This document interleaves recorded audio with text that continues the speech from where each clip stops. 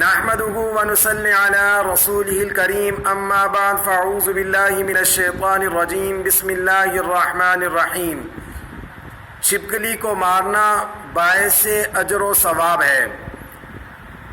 حضرت صاحبہ رحمہ اللہ تعالی عنہ فرماتی ہیں، یہ تابعیہ ہیں اور حضرت اماں عائشہ صدیقہ رضی اللہ تعالی عنہ کی شاگرد ہیں۔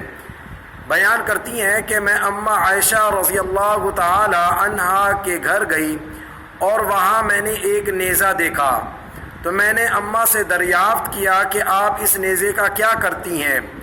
تو اماں عائشہ رضی اللہ تعالی عنہ نے فرمایا کہ میں اس نیزے سے چھپکلیوں کو قتل کرتی ہوں، یعنی چھپکلیوں کو مارتی ہوں۔ وجہ کیا ہے؟ اس لیے کہ رسول کریم حضرت محمد مصطفیٰ صلی اللہ علیہ وآلہ وسلم نے ارشاد فرمایا کہ جب حضرت ابراہیم علیہ السلام کو آگ میں ڈالا جا رہا تھا، تمام جانور حضرت ابراہیم علیہ السلام کو جس آگ میں ڈالا جا رہا تھا اس آگ کو بجھانے کی کوشش میں تھے، لیکن یہ ایک واحد ایسا جانور ہے جو آگ کو ہوا دیتا تھا۔ تو اس سے یہ بھی پتہ چل گیا چھپکلی کو انسانوں سے بغض ہے اور نفرت ہے۔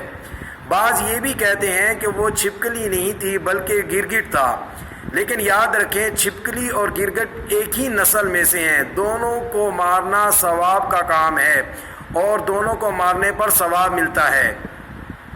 اسی طرح ایک اور روایت میں سرکار دو عالم حضرت محمد مصطفیٰ صلی اللہ علیہ وآلہ وسلم نے ارشاد فرمایا، جس نے چھپکلی کو پہلے وار میں ہی مار دیا اس کے لیے 100 نیکیاں ہیں، جس نے دوسرے وار میں مارا اس کے لیے نیکیاں کم کر دی جائیں گی، اور جس نے تیسرے وار میں مارا اس کے لیے نیکیاں اور کم کر دی جائیں گی۔ یعنی پہلے وار میں چھپکلی کو مارو 100 نیکیاں، دوسرے وار میں مارو تو تھوڑی نیکیاں کم ہو جائیں گی، تیسرے وار میں مارو تو نیکیاں اور کم ہو جائیں گی۔ یہاں پر ایک اہم مسئلے کی وضاحت بھی ضروری ہے۔ لوگ یہ سمجھتے ہیں چھپکلی کو مارنے سے وضو ٹوٹ جاتا ہے، اور یہ بھی سمجھتے ہیں کہ چھپکلی کو مار کر غسل کرنا چاہیے۔ یہ دونوں باتیں بالکل غلط ہیں۔ چھپکلی کو مارنے کے بعد نہ ہی وضو ٹوٹتا ہے نہ ہی غسل کرنے کی ضرورت ہے۔ اس بات کو سمجھ لیں، چھپکلی مارنے سے نہ ہی وضو ٹوٹتا ہے اور نہ ہی غسل کرنے کی ضرورت ہوتی ہے چھپکلی کو مارنے کے بعد۔ اللہ رب العزت ہم سب کو دین کی صحیح سمجھ عطا فرمائے۔ وآخر دعوانا ان الحمد للہ رب العالمین۔